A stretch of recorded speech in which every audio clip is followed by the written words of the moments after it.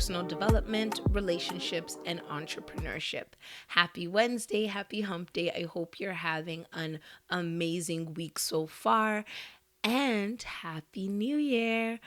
Happy 2020. May this new year bring you the joy, the success, the peace, all the good, wonderful, warm things that you've been wanting, and then a little extra on top. So, before I get into this episode, I just wanted to talk to you about a few changes that I'm making to the podcast, expansions and changes, really. So, the first one is the addition of YouTube. So, I have a YouTube page. It's called Toks, and there you'll find more information. You'll first of all find a video version of the podcast, as well as an additional supplementary episode for the week where I just either expand on a topic that I spoke about in the podcast or bring about something new that you, my audience, will love and enjoy. This is something I've been wanting to do for a while, but shyness, social awkwardness, I think I've discussed that. It was either YouTube or podcast, and podcasting didn't require my face, so that's why I went with that. But now I'm at a place where purpose and impact are finally bigger and more important to me than my shyness, my awkwardness, and all of that other stuff that has really kept me off camera. So I will put a link in the show notes to my YouTube page. I would love it if you would subscribe so I can grow and bring you beautiful content and a different side of me and some more information, right? Like, who wouldn't want to hear me more than once more than once a week? The second thing, or the second change, is that from, at least for this year, let me say this year, because next year I might just experience something else and pivot again, right? But I'm going to start doing themed months. And what that means is that for the month of whatever, there will be, the episodes will all fall under the theme of a certain word. And the final episode of the month will be a question and answer episode where I take in your questions and I answer them regarding the topic of the month. This is going to be my third year podcasting, and I think it's time for me to adapt and try new things and stretch and expand my territory and enlarge my coast and all that beautiful stuff. So I hope that you all really enjoy it, and also send me those questions because I have answers for you. So the theme for this month, the month of January, is clarity.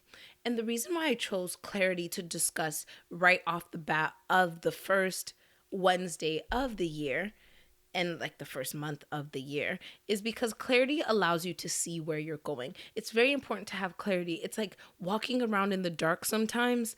You're bound to bump your head on some things. You're bound to injure yourself. But when you have clarity, clarity for yourself, clarity from other people, you know, you can see where you're going. And what that clarity also does is that it gives you, or it helps you decide if you want to continue or even start that journey. When you see where you're going, you can say, is that for me? Maybe not. So then we stop. Or maybe it is and we keep going. Or you're already on the path to something, and at one point you get that clarity, that enlightenment, and you realize that maybe this isn't really what I'm into, right? Clarity also gives you the information required to calculate the cost of your decisions. And you know, I have episodes about the importance of counting the cost and considering the full scope of the decisions you make. And having clarity makes this so much easier, right? When you are clear on what you're doing, what's happening, what's going on, you have the ability to weigh out the sacrifices, to see what it's going to take you to get to where you want to be, what it's going to take you to maintain a relationship, to stay at a job, to quit that job. You get to see it clearly because you've literally taken the time to sit down and figure out and really just ponder on what it's worth and whether or not you want to continue doing it or not. And finally, what clarity does is it helps you decide if the work is worthy to you.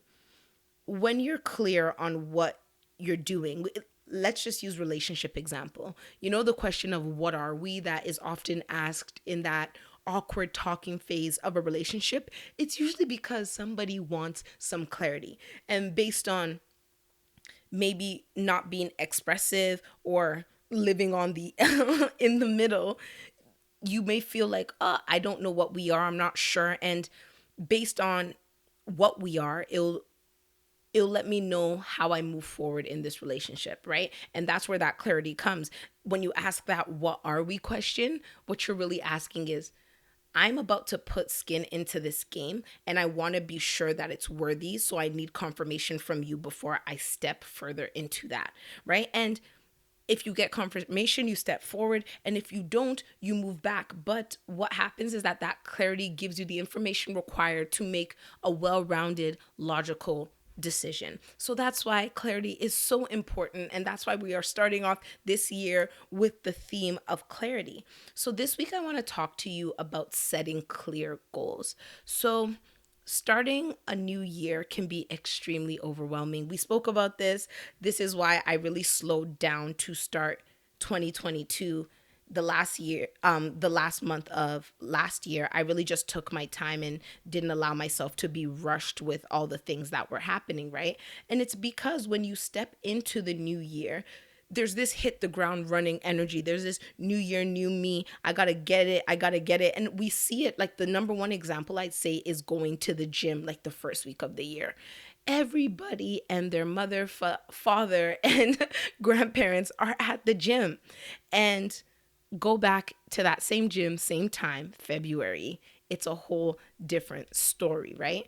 And I'm not saying that having ambition and having goals are a bad thing. They're actually amazing. And you all know, and you are all here because we love to have goals and ambitions, and we understand how the purpose of our life needs to be fulfilled intentionally. But with that being said, it's important to understand that the race is not to the swift. So as you are entering and starting in this new year, I want you to really give yourself the grace to go at your own pace and trust that the pace that you're going at will allow you still to get every single last drop from this year that is available to you.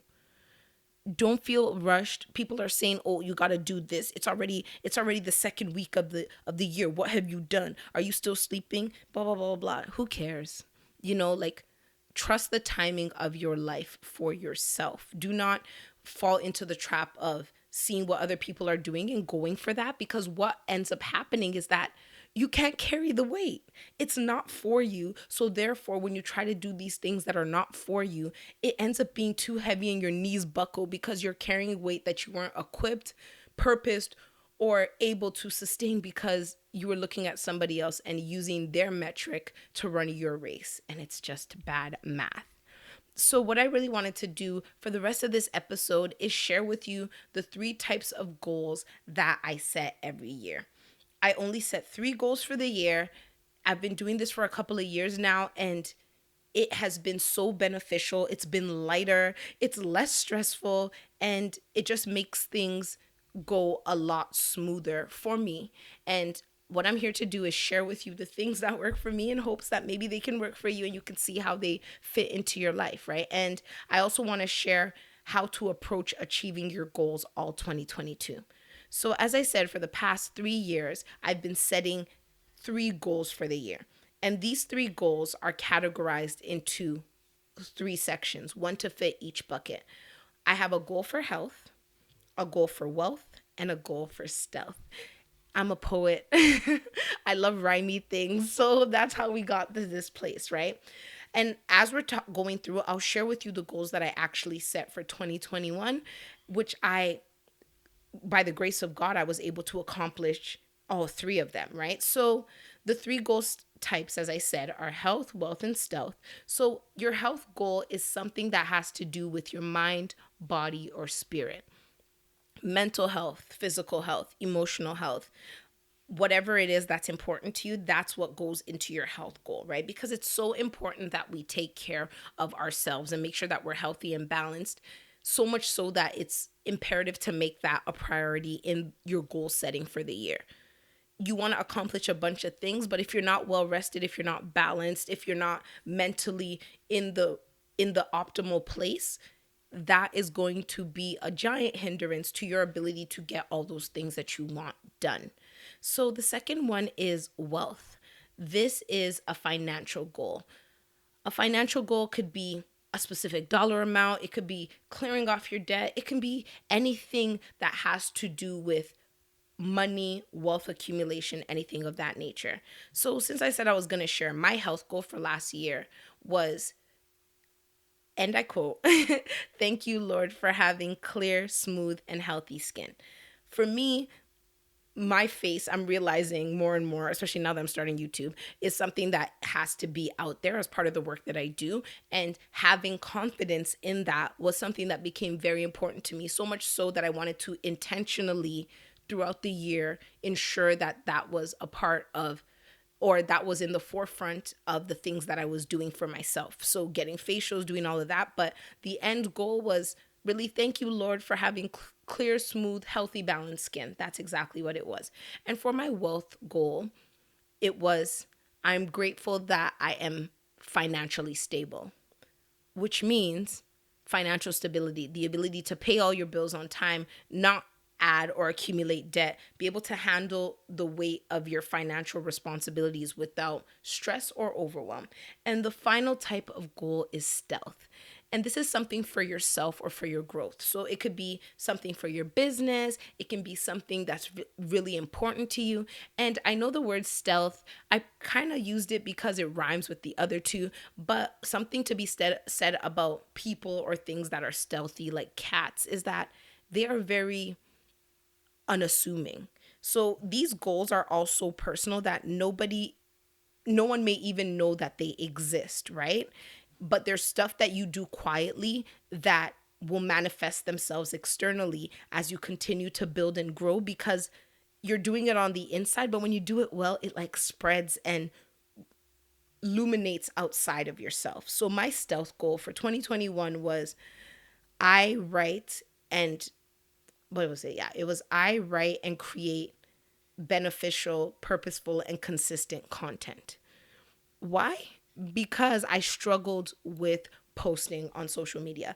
My podcast is the baby that I pay the most attention to, that I've been so consistent with for 143 or 44 episodes now, but everywhere else, not so much. So I put that as a goal because it was important. So those are the three types of goals. But when it comes to creating these goals, if you can see the way that I stated them, I did that very intentionally. And I'm going to break it down to you why it's beneficial to not just come up with your goal, but word them and phrase them and position them in a way that almost guarantees success. So the first thing that's important to do when creating a goal, or important to consider, I'd say, is how specific you want your goal to be. Some people believe that you have to be as specific as possible. So if you say you have a financial goal, you need to say, by the end of this year, I will make $75,000, $75,182.63. I am of the mind that you need to be as specific as you need to be to have clarity on your goals, right? So for me, I said healthy, smooth, balanced skin. I know what that means. I don't need to say anything more, because the moment I say that to myself every single morning in gratitude, I already have a vision and a picture in my head of what that represents. So I didn't need to say my skin needs to be completely toned, zero hyperpigmentation, blemishes under control. I need to have like a photoshopped face with glowy, dewy skin because it wasn't necessary, right? So be as specific as you need to be to have clarity with the goals that you have for yourself. The second one is to state your goals as facts or gratitudes. So the way I say thank you, Lord, like I thank God for it as if I already have it. I'm not saying I want to have this. I say, thank you, Lord, that I possess this. And what that really does is that writing your goals as a matter of fact, like it's already yours, it puts you in the mindset of the ability for yourself to actually accomplish that thing. You're not worried, you're not concerned. It's not this giant mountain to climb. You're believing that it's already the truth for you. It's a reality that you already hold. And from that place, you tend to move towards it more smoothly because it doesn't seem like a mountain that you're unable to climb. You can already do it. You already have it. It's just a matter of waiting and taking a while and seeing it manifest fully, because you already believe it to be true for you, because you trust yourself to get it done. The third thing to consider is to create domino goals. And the reason, well, let me first explain what a domino goal is. A domino goal is a goal that, when accomplished, will have a domino effect to hit every single other thing that you want that's in line with that goal or beyond that goal. So what I mean is, when I gave you the example of the the skincare goal, I knew that one of the things I wanted to increase that year was my public speaking, my video content, my like coaching. And I know that the more I feel confident because my skin is right and all of that stuff is good, the more likely I am to actually put myself out there. So instead of having a goal for book more speaking engagements, have confidence in myself, go out without makeup, and a bunch of other stuff, I created one goal where if my skin is glowing and dewy and healthy and balanced, I will go out without makeup. I will be more confident to look people in the eye. I will be proud and able to book those speaking engagements and go out and look good and not be concerned that like my face just broke out and now I'm terrified to do the work that I have to do, or I'm terrified to put myself out there because if my skin is unstable, what will happen, right? So instead of having six different goals, you create a domino goal and know that when that goal is hit, it's going to have a domino effect on a bunch of other stuff. And this is what really helps make it easier to just have like 3 to 5 goals. Because I find that having more than 3 to 5 goals, and I really would encourage 3, is it almost becomes daunting to the point of paralysis. How do you actively pursue like 7 or 8, 10, 15 things in tandem at the same time and provide each with the attention, time, resources necessary to actually accomplish them to the extent that you want? Because if you make something a goal, you clearly have lofty visions for it. So if you're doing that much stuff, it's like you're dividing your attention amongst so many things that you're pretty much giving no attention to any. So even the one that you accomplish, if you had taken time that you used for 5 other ones to really hone in on that, you may have even gotten farther. So it's really just about making things digestible and not overwhelming. And this really leads into the fourth consideration or fourth tip when creating these goals, is to choose the path of least resistance. Whatever your goal is, find the simplest, cheapest, least daunting way to do it. And the reason why this is because another way that we paralyze ourselves into stagnation is by having this lofty goal and then saying, oh my gosh, but to do that at the level that I want to do it, it would cost me thousands of dollars. It would cost me hours of time. It would cost me so many things that I may not have the capacity or the capability or the finances to afford at this time. So maybe it's not time for me to do it yet. Maybe I should wait until I have all of that and I should save up money and do it then. But life waits for no man. So the best way to do this is to find the easiest way to get it done. If you don't know, when I started this podcast, I had a $10 mic and I was doing it in my mom's closet. Because if I didn't start, I was going to end up, maybe it took me probably a year and a half after starting my podcast to get equipment that I felt comfortable with. So imagine starting a year and a half later and then all the horrible learning curves, the struggles that I went through, I would have been a year and a half late. Whereas I started where I was. And from there, as I continued to hone and refine my skills, I grew and expanded as need be. So the aim of your goal, or of an effective and clear goal, is consistency. Get to a place where you can do it consistently. Get to a place where you believe in the reality of your goal actually being yours. If you have a goal that you think is nearly impossible, you will not be willing to do the work required to get it. But start where you are. And as you gain that consistency, from there, you can refine and elevate and expand as you go. You do not want to be in a position where you're so scared or you're so overwhelmed by the thought of where to start that you decide not to start. So just start at the easiest place. And you might spend a week there, you might spend a year there, but you know where you are on the spectrum of moving towards greatness, instead of sitting at the beginning starting point, looking around, waiting for the most ideal moment to come for you to start. Because in truth, ideal is not real. Like it doesn't happen. And if you're waiting for the ideal, the perfect moment, I don't know what to tell you, my friend. You are in for some disappointment, and I do not want that for you.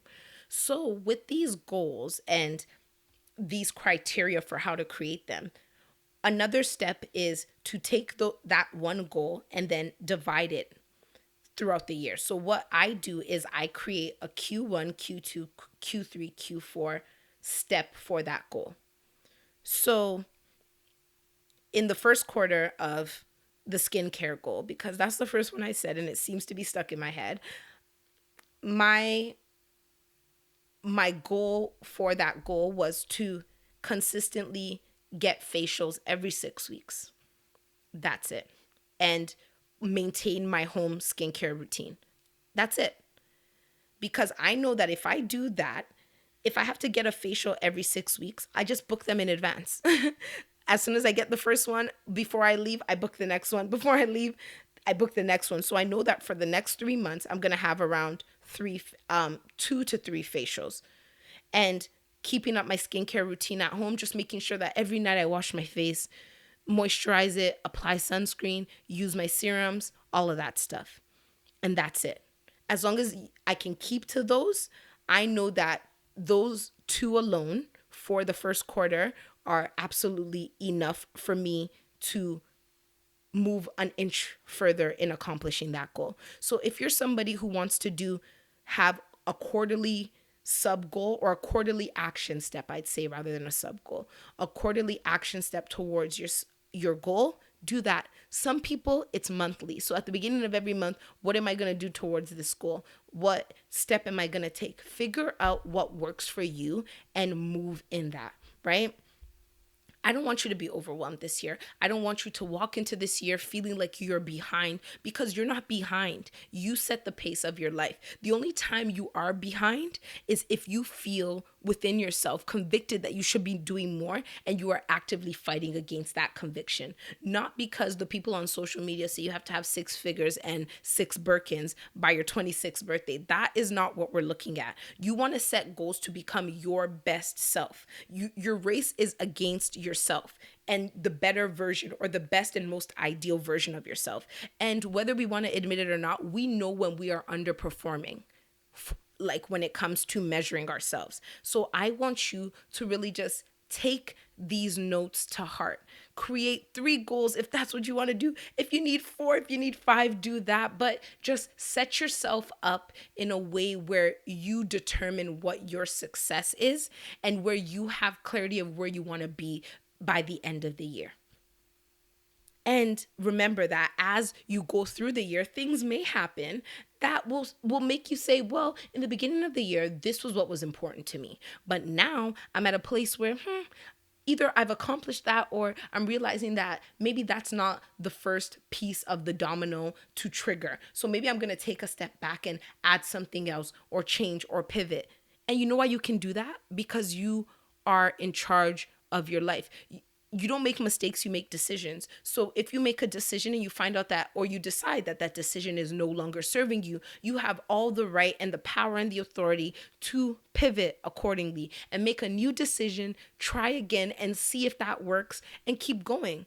The only time you lose or you fail is when you stop. Everything else is a decision, and you have the ability to make as many of them as you want. So I hope that really helps you. The 3 goal types will be in the show notes, as well as the 4 ways to create those goals for yourself. I am wishing you the best for this year. Again, thank you so much for listening. I hope that this helps you. I hope that you learned something. And if you have, I hope that you will share this with a friend, leave a review, subscribe, and do all of that great stuff so I can continue to expand my territory and share this information with as many people that need it. So again, thank you so much for listening. Have an amazing week, and I'll talk